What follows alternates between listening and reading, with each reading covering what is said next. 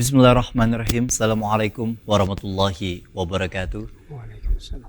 Alhamdulillahirabbil alamin wassalatu wassalamu ala asyrafil anbiya'i wal mursalin sayyidina wa maulana Muhammadin wa ala alihi wa sahbihi ajma'in, amma ba'd. Terima kasih bagi para pemirsa yang di rumah yang sudah setia menyaksikan program kami, program Majelis Sore, Majelis Kita Semua. Seperti biasa, program ini merupakan kolaborasi antara UIN Antasari dengan Duta TV yang tentu insya Allah kita akan menyampaikan seputar kajian-kajian Islami dan tentu seputar tentang pengetahuan agama.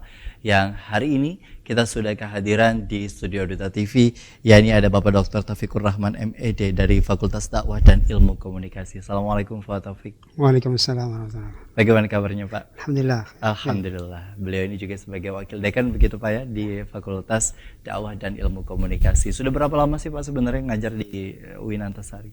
Sejak tahun 1998. Jadi hampir 25 tahun. Masya Allah, itu saat saya masih usia 5 tahun Pak. Belum masuk TK.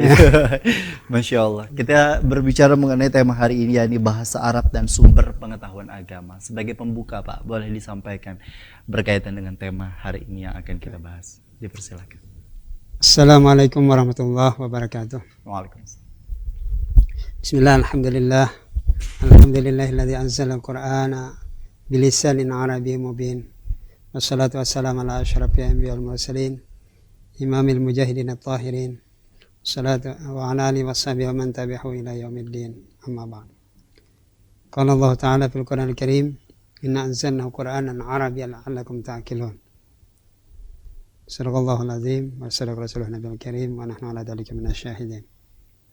Para pemirsa TV Duta TV yang saya hormati dan muliakan, alhamdulillah dalam kesempatan ini kita dipertemukan melalui majelis suri Duta TV. Dalam kesempatan ini saya diberi amanah oleh pihak Duta TV untuk mengisi acara majelis suri ini kerjasama dengan UIN Antasari Banjarmasin. Dalam kesempatan ini kita membincangkan tentang al-lughah al-arabiyah atau bahasa Arab ya. Bagaimana kedudukan bahasa Arab ini dikaitkan dengan agama Islam tentunya. Allah menegaskan di dalam Al-Quran, inna anzalna Qur'anan arabiyyan la'allakum ta'qilun. Sesungguhnya kata Allah, kami menurunkan Al-Quran ini Arabian, dalam bahasa Arab, la'allakum ta'qilun, agar kalian berakal atau memahaminya. Dari ayat ini dan ayat-ayat yang lain termasuk dalam surah Fussilat, dalam surah Asy-Syura juga dijelaskan, menegaskan bahwa ini menunjukkan Al-Quran itu diturunkan dalam bahasa Arab yang bilisanin Arabi mubin, dalam lidah bahasa Arab yang mubin, yang jelas. Ini menunjukkan bahwa betapa besarnya eksistensi bahasa Arab dikaitkan dengan referensi atau sumber ajaran Islam itu sendiri, dalam hal ini Al-Quran dan hadis. Bagaimana kita tahu bahwa Al-Quran diturunkan tadi dalam bahasa Arab, kemudian hadis yang merupakan sumbernya adalah Rasulullah SAW, juga seorang Arab ya, yang berbicara dalam bahasa Arab. Nah, karena itulah dua referensi ini, bahwa sumber ajaran agama Islam itu sumber utamanya adalah Al-Quran dan hadis, kedua-duanya dalam bahasa Arab. Nah, ini menunjukkan bahwa betapa tinggi dan kuatnya ikatan bahasa Arab itu dengan agama Islam, sehingga dikatakan bahwa mempelajari bahasa Arab itu hukumnya adalah wajib. Kenapa? Tidak mungkin orang bisa memahami Al-Quran dan hadis kalau dia tidak paham bahasa Arab. Karena itu dikatakan lughatul Arabiyah, lughatul Quran, wa lughatul Islam, wa lughatul muslimin. Bahasa Arab adalah bahasa Al-Quran, bahasa Islam itu sendiri, dan bahasa kaum muslimin. Kenapa? Mayoritas kaum muslimin di seluruh dunia ini adalah tidak bisa dilepaskan daripada bahasa Arab itu sendiri. Ya, ketika orang sudah mengakui dirinya sebagai seorang muslim, pasti dia akan terkait dengan bahasa Arab itu sendiri. Kenapa? Dalam ibadah, bahkan ada satu ibadah yang tidak boleh dilaksanakan kecuali dalam bahasa Arab. Dan itu merupakan salah satu rukun Islam. Ya, tidak sah dengan bahasa lain. Walaupun dia pasti dengan bahasa apa, dari manapun, apapun bangsanya, apapun sukunya, bahasa aslinya apa, tetap dia wajib mengamalkan ajaran Islam itu dengan bahasa Arab, yaitu rukun Islam yang kedua setelah syahadat, yaitu salat. Jadi tidak sah salat kalau tidak dilaksanakan dalam bahasa Arab. Ya. Nah, karena itu ini menunjukkan bahwa betapa kuatnya bahasa Arab itu dikaitkan dengan sumber ajaran Islam itu sendiri, dan bahkan dalam praktik keagamaan juga sangat kuat hubungannya. Masya Allah. Ya. Yang tentu ketika kita berbicara mengenai bahasa Arab itu sendiri, sudah kita ketahui ya, secara global sudah diakui sebagai bahasa internasional, begitu Pak ya. Yang mungkin banyak masyarakat tidak tahu, yang diketahui hanya bahasa Inggris yang tentu menjadi alat komunikasi istilahnya dalam sehari-hari, terutama ketika kita keluar negeri. Dengan kondisi di mana bahasa Arab tentu dengan berbagai ritual keagamaan istilahnya, untuk kemudian juga perkara sholat saja, dengan kondisi di mana dari niatnya, bahkan dari wudhu, kemudian selesai wudhu, niat sampai pada salam terakhir ini sendiri, dengan diikuti zikir-zikir dan lain sebagainya, walaupun ketika berdoa pun diberikan begitu banyak anjuran Nabi pada hadis-hadis tertentu untuk kemudian melakukan doa dengan menggunakan bahasa Arab begitu. Tapi dengan kondisi seperti ini Pak, kedudukan dari bahasa Arab itu sendiri kan memang terutama di Indonesia ini kan istilahnya yang memiliki mayoritas agama Islam. Kita beragamakan sebagai Muslim dan juga Muslimah ini sendiri kental sekali dalam pelaksanaannya begitu, terutama dalam itu tadi sholawatan, kemudian juga Maulid Habsyi, kemudian juga haul dan lain sebagainya. Dengan kondisi hari ini, sejauh mana sebenarnya anak-anak ini, karena landasan utamanya hari ini kan para generasi-generasi yang kemudian juga sebagai penerus orang tua selanjutnya begitu, dalam menjalankan dan insya Allah menciarkan agama Islam ini sendiri secara lebih luas.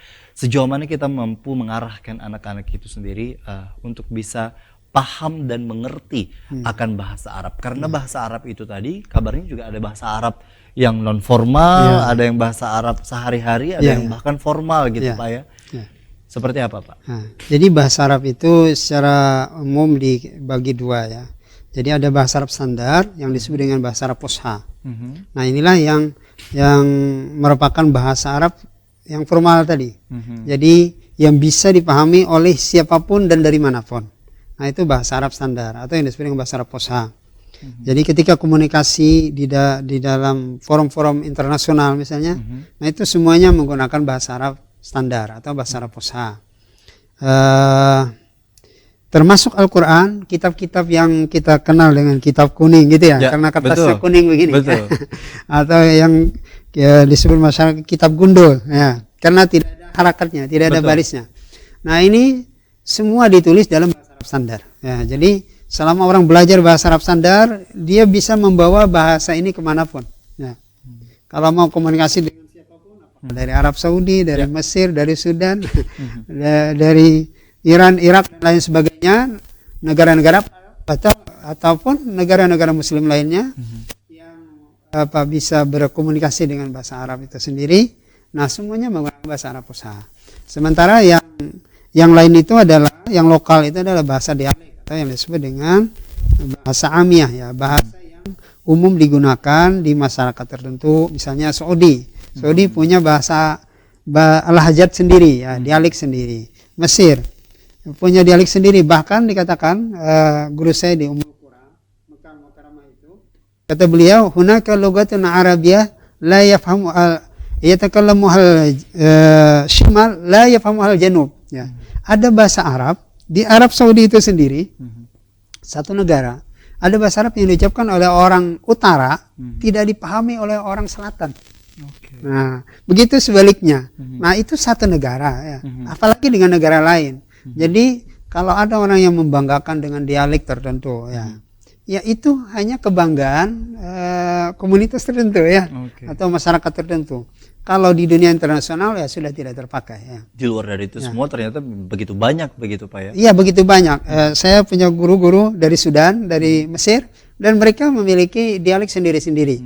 Karena itu ketika kita mau komunikasi dalam Sehari-hari. dalam sehari-hari nggak mungkin bisa komunikasi. Misalnya antum dari Sudan, saya dari Mesir, enggak, dialek yang mana yang mau kita pakai? Nah, jadi dan mungkin kita menunjukkan dialek kita. Nah, karena mereka juga tidak paham dengan dialek kita. Nah, sehingga yang dipakai pastinya adalah bahasa standar. Gitu ya. Secara analoginya mungkin kita di Indonesia lah istilahnya. Nah, gitu, di Indonesia kan? Betul. Nah. Ini antara orang Banjar saja dengan orang Jawa misalnya, dengan orang Sumatera, dengan orang Papua. Ini kan walaupun satu negara tapi mungkin berbeda-beda. Tapi yang menyatukannya adalah bahasa baku, bahasa Indonesia. Itu juga yang kemudian juga perlu dipelajari. Singkat Pak, berkait sebelum kita komprek, sejauh mana sebenarnya sekali lagi anak-anak untuk kemudian diarahkan oleh orang tua? Apakah di Al-Quran dan hadis sendiri ada anjuran atau bahkan arahan begitu untuk kemudian anak-anak sendiri atau kita semua sebagai umat muslim intinya dari ayat yang tadi sebelumnya sudah disebutkan untuk kemudian berkewajiban mempelajari bahasa Arab? Apakah mempelajari secara umum atau bahkan secara spesifik dan luar biasa? Jadi para ulama sudah memahami bahwa tidak mungkin orang paham referensi keagamaan ini dengan sempurna kecuali paham bahasa Arab. Nah, karena itulah di lembaga-lembaga pendidikan, terlebih di pondok-pondok pesantren, maka yang utama diajarkan adalah penguasaan bahasa. Ya, karena apa? Katanya bahasa itu adalah kunci. Jadi al-lughah miftahul ulum. Jadi bahasa itu adalah kunci ilmu pengetahuan. Nah, dalam hal ini pengetahuan keagamaan semuanya kuncinya adalah bahasa Arab. Jadi orang yang menguasai bahasa Arab, maka dia akan mudah membuka pintu ilmu pengetahuan apapun. Nah, kenapa? Contohnya, orang tidak paham ilmu fikih. Ya. Ilmu fikih disebut dari usul fikih. Usul fikih adalah istinbat dari Al-Quran, pemahaman Al-Quran dan hadis. Tidak mungkin orang bisa paham usul fikih itu sendiri kalau nggak paham bahasa Arab. Ya. Nah, begitu juga tafsir, gitu ya. Hadis, kemudian apalagi ilmu-ilmu pengetahuan lainnya. Jadi semuanya ada kuncinya bahasa Arab. Nah, karena itu ulama menegaskan bahwa mala yatimul wajibu illa bi fahuwa wajibun. Sesuatu tujuan yang merupakan wajib tidak akan tercapai kecuali dengan jalan itu, maka jalan itu juga menjadi wajib. Nah, jadi orang diperintahkan untuk memahami Al-Quran. Kewajiban kita untuk mengamalkan Al-Quran dengan benar. Nah, bagaimana bisa mengamalkan Al-Quran dengan benar? Maka jalannya harus paham Al-Quran. Bagaimana orang bisa paham Al-Quran dengan baik, sempurna, benar? Kecuali dengan paham bahasa Arab. Ya, ketidakpahaman terhadap bahasa Arab itulah menyebabkan orang bisa diselewengkan, bisa diselewengkan pemahamannya. Contohnya, contoh dalam masyarakat ya. Ada yang katanya batamat salat gitu ya. Kenapa? Oh, ternyata dia menggunakan dalil Al-Quran. Apa katanya? Wa'bud rabbaka hatta ya'tiyakal yaqin. Sembahlah Allah sampai datang keyakinan. Yakin ya, yakin. Nah, padahal maksud ayat Al-Quran bukan yakin itu. Bukan iling, bukan sampai yakin. Kalau sudah yakin nggak perlu lagi salat, bukan itu. Nah, ini diselewengkan karena tidak paham dengan Al-Quran ya. Nah, padahal maksud Al-Quran dalam tafsir adalah al-yakin adalah sesuatu yang pasti akan terjadi.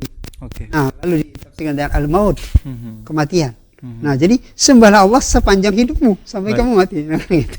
Nah, ketika kita berbicara mengenai peribadatan, kemudian juga secara ritual memang kita gaungkan untuk kemudian dalam bahasa Arab itu sendiri. Nanti kita akan bahas begitu ya. Begitu banyak masyarakat dalam hal ini, termasuk saya pribadi begitu seringkali mengucapkan tapi kemudian tidak memahami arti secara mendalam. Nah, untuk kemudian juga banyak sekali anak-anak dalam kurikulum dan lain sebagainya untuk kemudian diajarkan untuk menghafal, tapi secara pemaknaan atau bahasa Arabnya itu sendiri belum dikuasai dengan benar. Seperti apa nanti untuk kemudian bisa kita pelajari bersama? Tetaplah bersama kami dalam program Majelis Sore Majelis Kita Semua.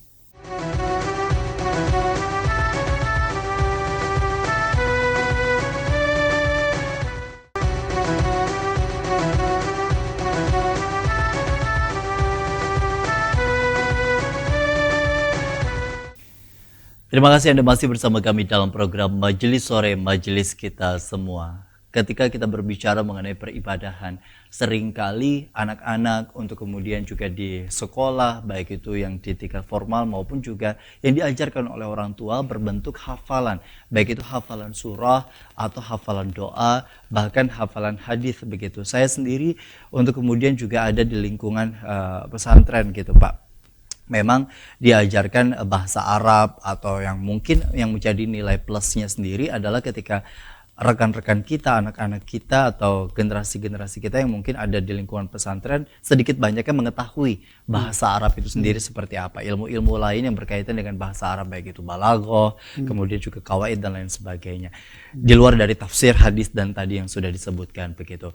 Nah, ketika anak-anak yang kemudian juga basis dari pendidikannya bukan dari lingkungan dari pesantren atau kemudian juga pondok yang istilahnya secara masif mempelajari akan bahasa Arab itu sendiri, seringkali hanya dibubuhkan berbentuk hafalan begitu Pak. Hafalan yang istilahnya baik itu surah atau kemudian juga hadis atau kemudian juga secara umum istilah-istilah bahasa Arab yang secara konversasinya atau komunikasi di awal baik itu kaifahaluk dan lain sebagainya. Hal-hal yang seperti itu yang secara minim begitu. Apa yang kemudian juga bisa ditarik dalam hal ini? Apakah dari kondisi seperti itu dirasa sudah memenuhi standar untuk kemudian memahami bahasa Arab itu sendiri, atau sebenarnya secara spesifik begitu Pak dalam pembelajaran bahasa Arab itu sendiri yang memang benar-benar secara utuh bahwa bahasa standar Arab itu sendiri perlu dipahami baik itu secara makna dan juga secara dialog begitu. Oke. Jadi dalam pembelajaran bahasa Arab itu sebagaimana mungkin bahasa lainnya ya, dalam mempelajari bahasa asing itu, anggaplah bahasa Arab ini masih bahasa asing bagi kita ya. Walaupun tidak bisa dipisahkan seorang muslim dengan bahasa Arab. Bagi orang Indonesia ya, banyak kosakata yang diambil dari bahasa Arab, bahkan ribuan kata ya. Nah, itu membantu. Nah, dalam pembelajaran bahasa Arab itu ada 4 keterampilannya. Ada istima, kalam, qiraah, kitabah. Istima listening ya, pendengaran, kalam berbicara, qiraah membaca, dan kitabah menulis. Di pondok-pondok tradisional itu banyak mengajarkan orientasinya ke fahmil makro, pemahaman bacaan. Nah, sementara di pondok modern lebih mengarahkan kepada pembelajaran bahasa komunikasi, lugatut tawasul ya, bahasa komunikasi. Ya, jadi arahnya ke berbicara. Nah, cuma yang jadi problem saat ini ketika diajarkan bahasa komunikasi, komunikasinya ini pun masih terpengaruh dengan lahza, dengan dialek-dialek daerah kita. Nah, jadi bukan bahasa Arab Fusha yang betul-betul standar pemilik bahasa Arab itu sendiri. Ya. Nah, ketika belajar komunikasi sesama kita mungkin bisa dipahami, tapi ketika komunikasi dengan native atau native speaker, nah ini mereka nggak paham. Karena sudah beda ini. Nah, karena sudah beda. Intonasinya cepat juga gitu Pak ya. Intonasinya, kemudian bahkan tarkib atau strukturnya, ya tidak benar-benar mengikuti struktur yang standar yang mereka istilahnya inginkan. Kalau di Inggris grammarnya gitu ya, grammarnya. Nah, jadi yang paling bagus itu adalah ketika mengajarkan anggap bahasa, kalau ingin komunikasi juga, nah ini ajarkanlah bahasa yang betul-betul fusha, yang biasa digunakan oleh penutur asli atau orang Arab itu sendiri, sehingga mereka terbiasa. Jadi yang diajarkan bukan menghafal kosakata, tapi menghafal ungkapan. Jadi ismi masuk, ismi itu, nah, gitu ya. Ahlan wa sahlan kaifahaluk, bukan salamun ja. Kalau mengajarkan mungkin kata per kata, selamat datang, selamat artinya selamat kan bahasa Arab ya, bahasa Indonesia. Datang ja, lalu selamat datang, lalu menerjemahkan dengan salamun ja. Nah, ini kan jadi masalah. Nah, jadi padahal orang Arab sudah punya istilah sendiri kan, ahlan, ahlan wa sahlan, marhaban kan sudah cukup mananya dengan. Nah, gitu. Nah, jadi ini bahasa komunikasi. Nah, kemudian bahasa dalam arti untuk memahami referensi ya, tentunya kita juga mesti mengajarkan bahasa yang fusha standar. Nah, tapi persoalannya kenapa orang banyak sudah lama belajar bahasa Arab tapi tidak mampu komunikasi, atau mungkin takut rada-rada takut mencoba untuk komunikasi pakai bahasa Arab. Itu problemnya adalah karena kurang latihan ya. Lingkungan mungkin juga Pak ya. Tidak Lingkungan. ada lawan untuk berbicara dalam bahasa Arab. Nah, itu ini tadi. saya punya trik memotivasi mahasiswa. Salah satu yang mendukung kemampuan bahasa komunikasi itu adalah lawan bicara, lingkungan ya. Betul. Nah, pada saat kondisi tidak ada lawan bicara, maka jadilah komunikan dan komunikator sendiri ya. Jadi berbicara sendiri. Jadi dalam bahasa lain istilahnya berperan, main peran, tapi main perannya sendirian.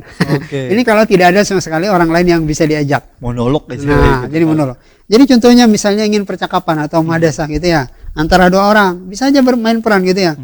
Ahmad dengan Muhammad.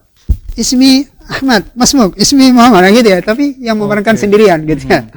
Nah, jadi dialog tapi dialog praktik sendiri. Itu sebagai bentuk istilahnya sebagai referensi Ya. dan rujukan untuk kemudian bisa tetap melatih walaupun secara lingkungan Tidak mendukung. gitu, Pak, ya. Dan itu ada yang sudah mempraktikkan dan mengakui gitu ya.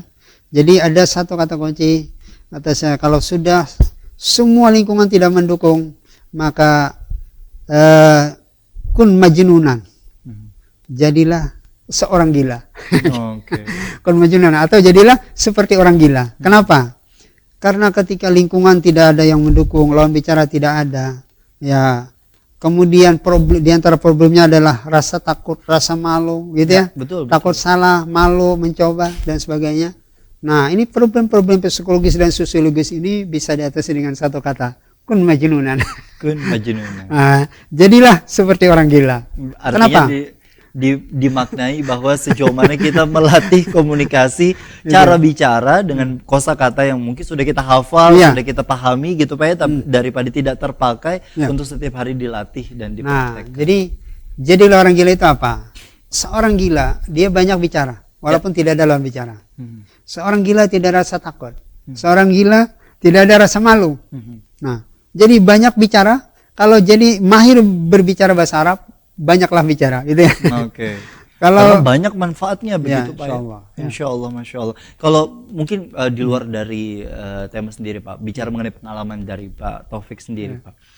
Ketertarikan bahasa Arab ini sendiri kan beragam, apalagi nih hari ini Pak dengan begitu banyaknya teknologi yang kian berkembang dan lain sebagainya. Harusnya sebenarnya kan akses untuk bisa belajar bahasa Arab ini jauh lebih mudah, tapi karena banyaknya pilihan, seringkali juga anak-anak kita disibukkan dengan pilihan-pilihan yang bukan mengarah kepada bahasa Arab itu tadi begitu.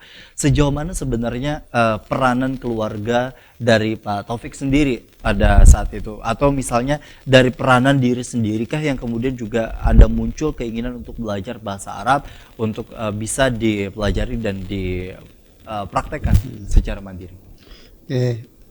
Kalau pengalaman pribadi ya, memang saya berada di lingkungan yang kebetulan orang tua juga suka dengan referensi keagamaan. Jadi ya beliau juga pertama kali itu saya terinspirasi ketika masih usia ibtidaiyah atau usia SD ya.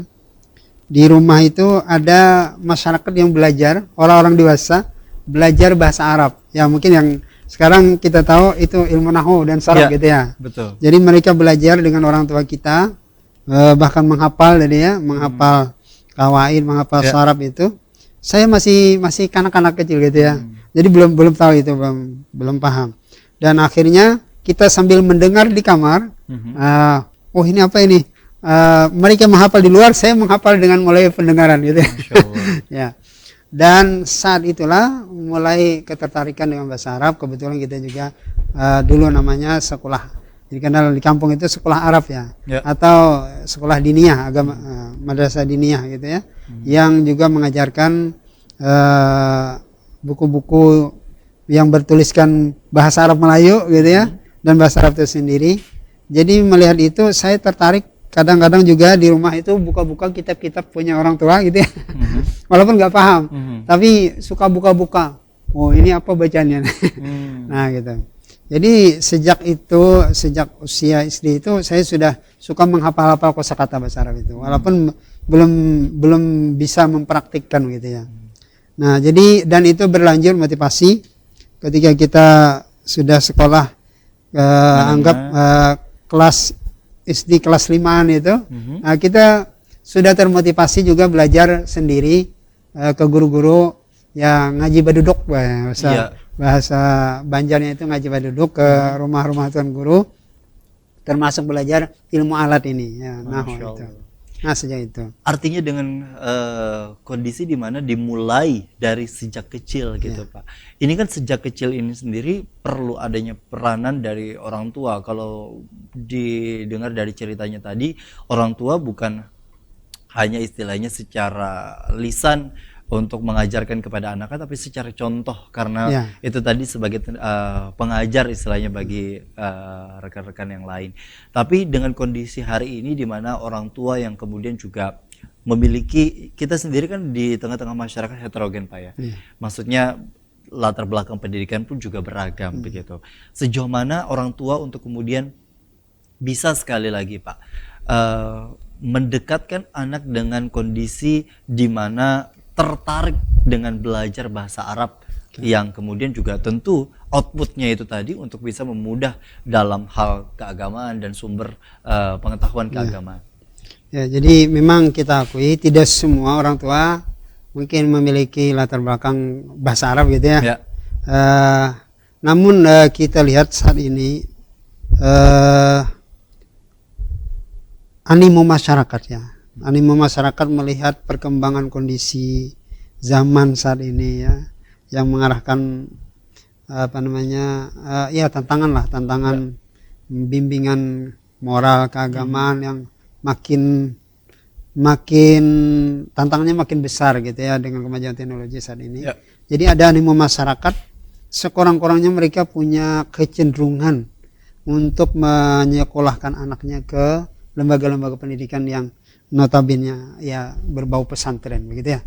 Nah, jadi walaupun mereka tidak punya basic bahasa Arab, tapi sudah ada kecenderungan saya lihat di mana contohnya mana-mana pondok pesantren baik modern maupun klasik atau yang kombinasi ini sudah kebanjiran calon-calon santri saya lihat ya. Jadi contohnya kemarin di Al-Falah itu 1000-an lebih ya, 1200 kalau nggak salah pendaftar ya, yang ikut tes itu. Tapi kapasitas pondok kan terbatas ya, yang diterima cuma sepertiganya. Nah, jadi ini kan menunjukkan animo yang besar dari masyarakat untuk menyekolahkannya ke pesantren ya. Notabene insyaallah akan memperdalam bahasa Arab ya tentu. Baik, yang tentu ketika orang tua sekali lagi dalam hal ini memiliki rasa ketidakmampuan, menganggap dirinya mungkin tidak mampu secara keilmuan untuk mempelajari dan mengajarkan bahasa Arab, maka pemenuhan hak anak itu tadi bisa diarahkan kepada lembaga-lembaga yang kemudian juga dalam hal ini memiliki kompeten itu tadi ya Pak ya, dalam hal pembelajaran bahasa Arab. Nah, ketika kita bicara mengenai bahasa Arab ini sendiri sekali lagi adalah bahasa yang tentu kita ucapkan sehari-hari, karena tidak lain tidak bukan ketika kita sholat, ketika kita melafazkan niat, ketika kita berdoa, bahkan kepada kegiatan-kegiatan sehari-hari kita memberi salam atau kemudian juga menyampaikan ketika berjanji dan lain sebagainya, ini sendiri kan tidak luput dan tidak lepas dari bahasa Arab. Nah, sejauh mana sebenarnya pemaknaan kita bagi kondisi di mana di satu sisi terkadang banyak juga kita yang kemudian juga masih tersendat-sendat dalam mengaji Al-Quran atau kemudian juga membaca lafaz-lafaz yang berbahasa Arab begitu. Sejauh mana kita untuk kemudian mulai dari hari ini mempelajari bahasa Arab dengan baik dan benar, kita akan nanti bahas lebih lanjut. Tetaplah bersama kami dalam program Majelis Sore, Majelis Kita Semua.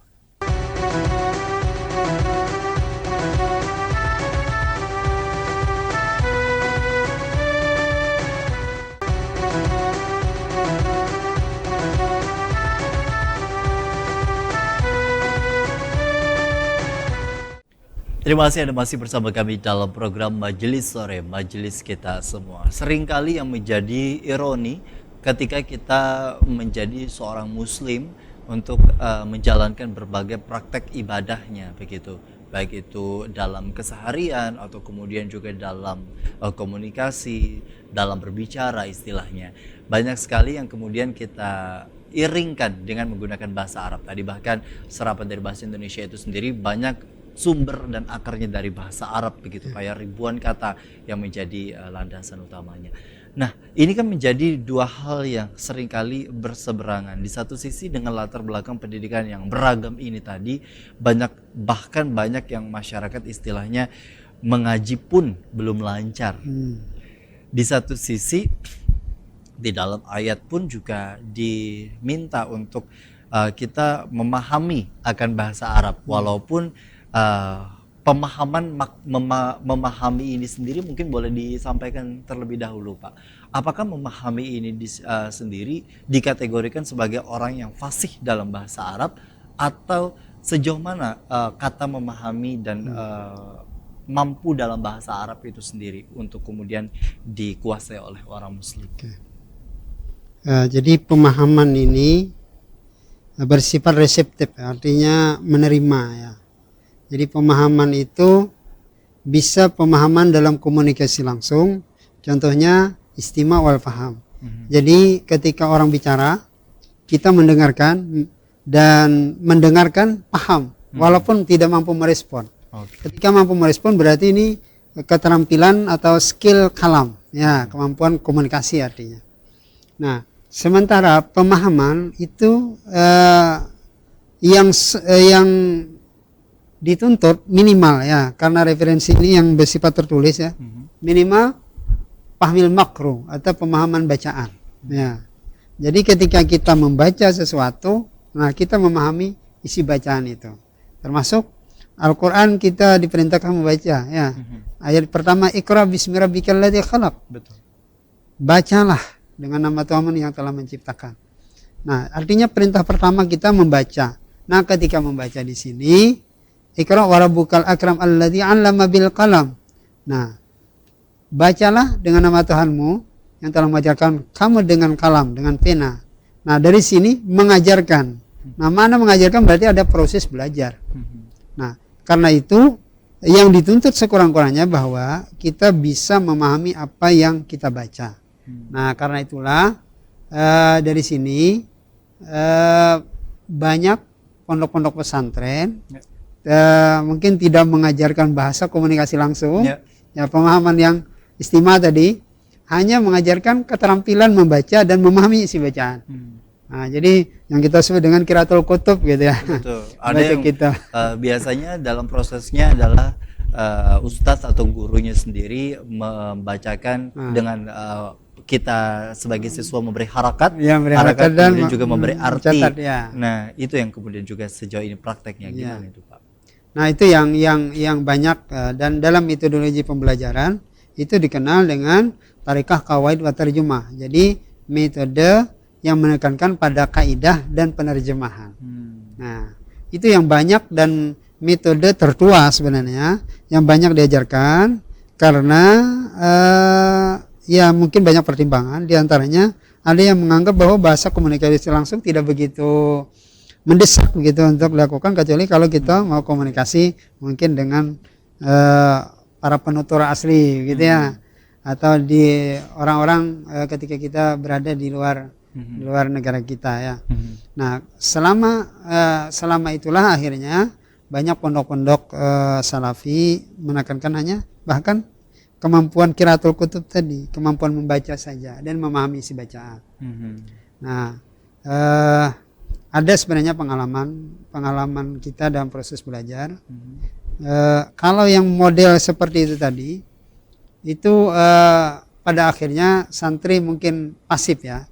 Santri atau siswa pasif karena hanya mengasih harakat dan mencatat terjemahan dari sang ustadz gitu ya. Kalau seandainya format ini dirubah sedikit, ini bisa menciptakan keterampilan bukan saja fahmil makro atau keterampilan membaca, tapi bahkan bisa komunikasi. Contoh pengalaman kita di sekolah dulu ya, tingkat aliyah itu, yang membaca kitab itu bukan ustadz ya. Yang disuruh membaca kitab itu santri. Ya, kita yang disuruh baca, kita yang disuruh memikirkan bagaimana membaca yang benar, bahkan kita disuruh menerjemahkan dan menjelaskan serta menyimpulkan. Nah, pada akhirnya 4 keterampilan berbahasa ini terasah semua.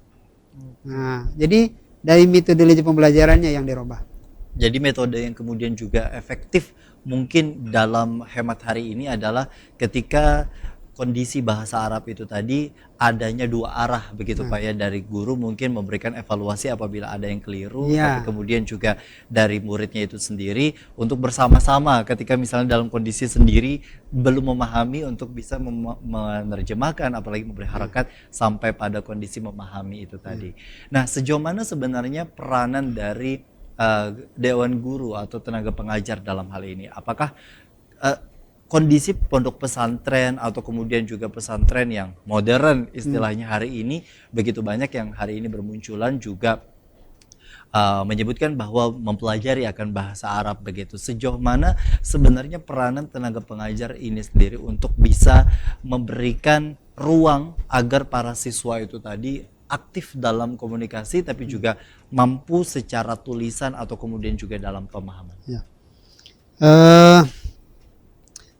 Peran seorang guru itu sangat penting. Ya, jadi ketika tuntutan ideal, keinginan kita adalah mengasah keempat keterampilan berbahasa, istima, kalam, qiraah dan kitabah, itu yang kita inginkan. Bukan hanya berbahasa pasif dalam arti memahami bacaan, atau berbahasa aktif dalam arti kemampuan berbicara, tapi semuanya. Ya, maka tidak lepas dari tuntutan seorang guru. Ya, guru adalah menurut bahasa saya itu termasuk uswatun hasanah. Ya, jadi seorang guru adalah model, contoh teladan. Ketika seorang guru mampu menjelaskan, baca kitab dengan fasih, mampu menerjemahkan dengan benar, jelas, dan mampu menjelaskan bahkan mungkin dalam bahasa Arab sendiri. Jadi bahasa pengantar dia mampu menjelaskan dengan bahasa Arab yang fasih. Ini akan menjadi contoh teladan bagi muridnya. Apa ada dalam hati anak siswa, saya ingin seperti Ustadz begitu ya. Ya, yang muncul itu adalah motivasi dari luar ya. Ya, menambah kekuatan motivasi dari dalam si anak ya. Jadi yang pertama adalah contoh teladan dari seorang guru. Nah, kemudian kemampuan metodologis seorang guru dalam mengajarkan ya. Jadi di samping kemampuan gurunya dalam mempraktikkan bahasa Arab itu sendiri, kemudian juga mencontohkannya. Kadang-kadang ada yang mampu tapi nggak mau mencontohkan. Artinya guru tetap bicara bahasa daerah. Padahal sebenarnya gurunya mampu bahasa Arab. Tapi dia dalam mengajar kenapa tidak menggunakan bahasa Arab? Nah, ini juga mempengaruhi bagaimana kita menuntut seorang siswa berbicara bahasa Arab kalau gurunya nggak bicara bahasa Arab. Nah, gitu ya. Jadi contoh teladan, ibda binafsik ya. mulai dari diri kita. Maka ketika seorang guru menggunakan bahasa Arab sebagai bahasa pengantar, nah ini sudah motivasi luar biasa bagi para siswa. Ya, dalam istilah metodologi ini disebut dengan tarikah mubasyarah, direct method. Jadi metode langsung atau mengajarkan suatu bahasa dengan menggunakan bahasa pengantar bahasa itu sendiri. Nah, jadi inginkan mengajar bahasa Arab, gunakan bahasa Arab dalam bahasa komunikasi. Terutama minimal di dalam proses pembelajaran. Nah, maka ketika saat itu digunakan, ini sudah menciptakan lingkungan bahasa tadi. Yang kita katakan problemnya adalah tidak ada lingkungan berbahasa. Maka ini salah satu model untuk menciptakan lingkungan berbahasa yang terbatas. Baik, Masya Allah. Seringkali kita juga kemudian juga dalam konteks di mana memahami Al-Quran kali ini Pak, dan juga hadis. Seringkali ada 1-2 kata yang istilahnya memiliki terjemahan masing-masing. Ada yang menerjemahkan A, ada yang menerjemahkan B begitu. Nah, sejauh mana sebenarnya Al-Quran ini sendiri kan memang ada yang Al-Quran full menggunakan bahasa Arab secara tertulis, ada juga yang istilahnya memuat dengan terjemahannya masing-masing. Ini sendiri kan ragamnya beda walaupun sudah ada standar dari Kementerian Agama itu tadi untuk memiliki standar yang secara spesifik dapat disebutkan. Tapi pemahaman akan masyarakat ini sendiri kan ketika Al-Quran dengan terjemahan tentu tidak sesuai dengan kondisi di mana bagi mereka yang sudah memiliki dasar bahasa Arab itu tadi begitu. Nah, seperti apa sebenarnya pemahaman masyarakat ini diasah, Pak? Untuk walaupun di satu sisi seringkali juga bahasa Arab ini dianggap sekali lagi bahasa asing, tapi di satu sisi mau tidak mau karena segala praktek dalam peribadahan kita didominasi menggunakan bahasa Arab. Nah, jadi dalam pembelajaran itu ada istilah mungkin ada masyarakat punya waktu yang terbatas gitu ya. Nah, bagaimana ingin menguasai terutama untuk kebutuhan dasar dalam beribadah misalnya gitu ya, perlu memahami. Nah, apa yang dibaca dalam salat, apa yang dibaca dalam doa perlu paham gitu ya. Bahkan makharijul huruf itu pun juga seringkali antara penyebutan sya itu sendiri kan berbeda, Pak ya. Nah, ini kan cukup jadi tantangan. Adakah itu yang juga jadi kendala, Pak, ketika mempelajari bahasa Arab? Kalau dikatakan kendala mungkin bersifat pesimistis ya. Tapi kalau bersifat optimistis, jadi ada ponem-ponem, ada aswat, ada bunyi-bunyi yang dimiliki oleh bahasa Arab tapi tidak dimiliki bahasa kita, atau sebaliknya bunyi yang dimiliki oleh bahasa kita tapi tidak ada dalam bahasa Arab. Nah, maka fokus kita dalam pembelajaran ada dua. Yang pertama adalah tasyabuh. Kalau yang mirip atau sama itu mudah, ya, mudah. Contoh, ca itu ya. Nah, menurut kita ti. Tapi sebenarnya dalam pengucapan bahasa Arab ada sedikit berbeda kan, ca gitu ya. Kemudian to ya. Nah, maka fokus pembelajaran adalah di mana posisi bunyi-bunyi yang sulit itu, ya, yang tidak ada dalam bahasa kita, ya, tapi ada dalam bahasa Arab. Maka fokus penekanannya adalah di sana. Oke. Karena di situ bagian yang terasa sulit bagi pelajar, gitu ya.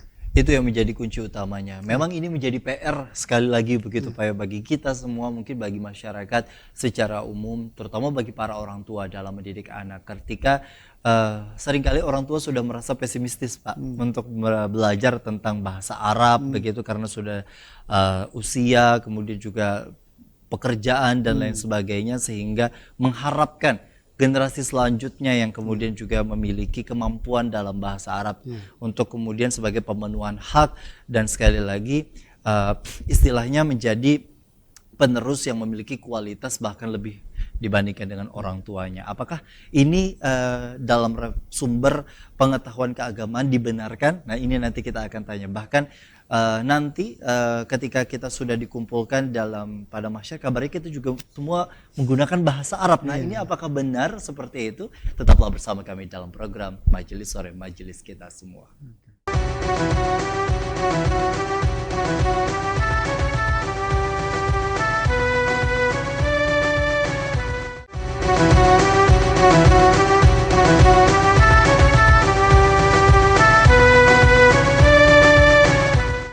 Terima kasih Anda masih bersama kami dalam program Majelis Sore Majelis Kita Semua. Memang ketika berbicara mengenai bahasa Arab, sesuatu hal yang memang sering kali ingin dipelajari, tapi ada saja yang kita anggap itu menjadi kendala. Baik itu bicara mengenai waktu, kemudian juga pemahaman, atau latar belakang pendidikan, dan bahkan lingkungan yang istilahnya kita anggap tidak mendukung akan proses pembelajaran untuk kita menggunakan bahasa Arab. Seringkali juga mempelajari bahasa tertentu begitu Pak ya, apalagi bukan bahasa kita, ini dianggap adalah sok-sokan di tengah-tengah masyarakat kita. Padahal ini sendiri kan bagian dari ilmu yang bahkan di dalam Al-Quran pun tadi ternyata disebutkan begitu dalam bahasa Arab. Nah, ini tadi bicara mengenai peranan dari orang tua. Kalau tadi bicara mengenai peranan dari sekolah atau dewan guru, dalam hal ini peranan orang tua lagi Pak. Seringkali orang tua kan memiliki keinginan dan memiliki sebenarnya hasrat untuk belajar tentang keagamaan yang dirasa ketika sudah besarnya atau sudah dewasa, apalagi sudah memiliki anak dengan memiliki aktivitas pekerjaan yang mungkin sudah menjadi jam yang tidak bisa dilepaskan begitu. Ada sebenarnya keinginan untuk belajar dan menyesali mungkin kenapa dulu tidak belajar bahasa Arab, sehingga ayat-ayat pada saat sholat hanya itu saja misalnya, atau kemudian pada saat berdoa, pada saat ritual-ritual peribadahan pun juga dianggap terbatas dalam kosakata penyampaian, bahkan kejelasan dan bahkan macam-macamnya. Dan bahkan untuk memenuhi itu akhirnya diarahkan sang anak untuk bisa belajar bahasa Arab dengan harapan dan tujuan anak ini sendiri menjadi anak yang lebih baik dan berkualitas dalam ilmu keagamaan. Sebenarnya walaupun bicara mengenai ilmu ini sendiri kan cakupannya luas ketika kita integrasikan dengan ilmu keagamaan. Tapi dalam hal ini difokuskan dalam ilmu keagamaan. Masyarakat memahami bahwa ilmu itu sendiri terbagi dua, Pak. Ada ilmu umum, ada ilmu agama begitu. Nah, padahal kan secara kita ketahui kalau dalam akademis sendiri memang berkaitan sebenarnya ketika tenaga pengajar atau kurikulumnya itu sendiri mampu mengintegrasikan itu semua. Sejauh mana sebenarnya orang tua yang menyekolahkan anaknya ke lingkungan yang mempelajari bahasa Arab atau istilahnya pesantren hari ini kita kenal begitu. Apakah itu kemudian juga dibenarkan atau kemudian juga dianjurkan bahkan pada prakteknya atau seperti apa, Pak? Melihat dengan kondisi hari ini banyak anak-anak yang cenderung tertarik dengan bahasa asing lainnya.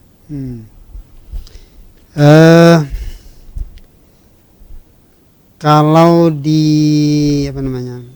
anak ini diarahkan ke pondok pesantren, tapi bukan dipaksakan ya, jadi diarahkan dan diberikan pemahaman bahwa pentingnya belajar keagamaan lebih fokus di pondok pesantren sekarang ini. Bukan saja belajar, bahkan praktik gitu ya.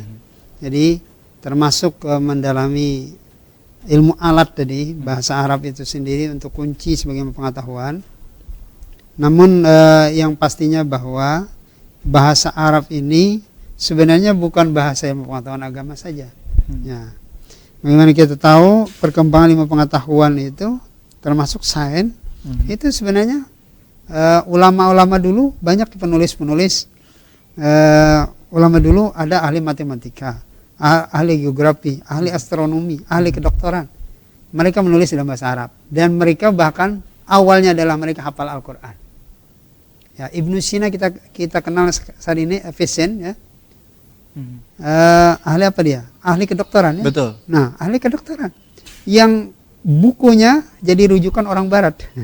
Nah, beliau adalah dalam usia 10 tahun sudah hafal Al-Quran dan menguasai bahasa Arab tentunya. Ya. Jadi dari pemahaman yang mendalam terhadap Al-Quran itulah beliau mengkaji dan meneliti, ya dalam bahasa orang sekarang meneliti, akhirnya bisa mengkolaborasi ilmu pengetahuan.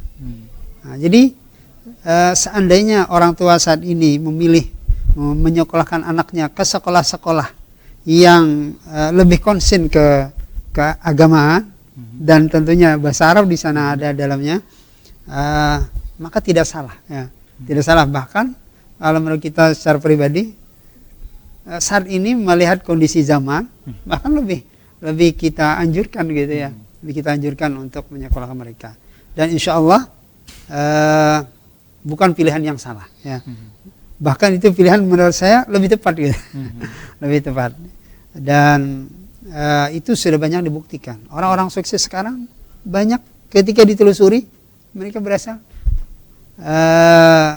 dari pendidikan sebelumnya pernah di pondok pesantren begitu ya. Jadi orang-orang besar sekarang gitu. Betul. Karena tentu pondok pesantren dalam hal ini walaupun ya dengan kondisi hari ini begitu banyak oknum yang mencederai akan istilah dari pesantren itu tadi. Tapi sebenarnya dari itu semua itu jangan dijadikan sebagai landasan secara general atau secara umum bahwa pondok pesantren itu sendiri cenderung dengan kondisi seperti itu, sama sekali tidak. Karena banyak sekali pelajaran-pelajari ilmu agama yang tidak didapat di sekolah-sekolah yang mungkin basisnya negeri atau yang kemudian juga dalam hal ini di sana bukan hanya bicara mengenai Al-Quran dan juga hadis yang termaktub di dalam sebuah kitab, tapi juga di sana juga pelajari tentang sebuah adab begitu. Banyak sekali adab-adab disampaikan oleh ustadz atau para kiai di sana yang mungkin pada praktek kehidupan itu ternyata sangat bermanfaat dan sangat untuk kehidupan itu tadi, Pak. terakhir yang mungkin ingin disampaikan kepada para pemirsa di rumah Pak berkaitan dengan pentingnya mempelajari bahasa Arab dan sejauh mana kita melatih diri kita dalam praktek keagamaan itu tadi setidaknya menjadi landasan minimal untuk bisa kita latih terus-menerus dalam kehidupan sehari-hari. Bahasa Arab adalah bahasa agama dan bahasa kaum muslimin. Karena itu sumber keagamaan utama adalah Al-Quran dan hadis diturunkan dalam bahasa Arab ya. Karena itulah tidak mungkin kita paham Al-Quran dan hadis sebagai sumber agama, tidak mungkin kita memahami agama dengan sempurna kecuali memahami bahasa Arab. Nah, karena itulah maka kita dituntut untuk mempelajari, salah satunya adalah bahasa Arab ya. Jadi bahasa Arab sebagai kunci ilmu pengetahuan, terutama ilmu pengetahuan, semua ilmu pengetahuan agama kuncinya adalah bahasa Arab. Maka kita dengan keterbatasan waktu yang kita miliki, walaupun mungkin usia kita sudah dewasa, dituntut mungkin kita tetap menyisihkan waktu untuk mempelajari bahasa Arab, walaupun tidak harus mendalam gitu. Jadi paling tidak bisa kita memahami apa yang kita amalkan sehari-hari. Ya, karena itu ada dalam pembelajaran bahasa Arab yang disebut dengan tujuan pembelajaran bahasa Arab untuk tujuan khusus. Termasuk tujuan pembelajaran bahasa Arab. Pembelajaran bahasa Arab tujuannya adalah untuk memahami Al-Quran. Nah, jadi sekarang ada pembelajaran bahasa Arab dengan metode penerjemahan Al-Quran. Nah, itu mungkin salah satu yang bisa dilakukan, termasuk misalnya kita belajar bahasa Arab tapi materinya dengan amalia-amalia sehari-hari, namun dikaji aspek kebahasa Arabannya. Jadi sekaligus di samping memahami materi keagamannya, tetapi juga sekaligus mempelajari bahasa Arab. Jadi bahasa Arab bukan sekedar untuk dihafal, tapi sekaligus memperdalam pemahaman kita terhadap amalia-amalia kita sehari-hari. Baik, yang tentu itu menjadi harapan bagi kita semua, insya Allah, yang menjadi PR dan tugas kita sebagai umat muslim dan juga muslimah. Tentu ketika berbicara mengenai bahasa Arab, sekali lagi bisa kita praktekkan terutama dalam ritual peribadahan kita sehari-hari.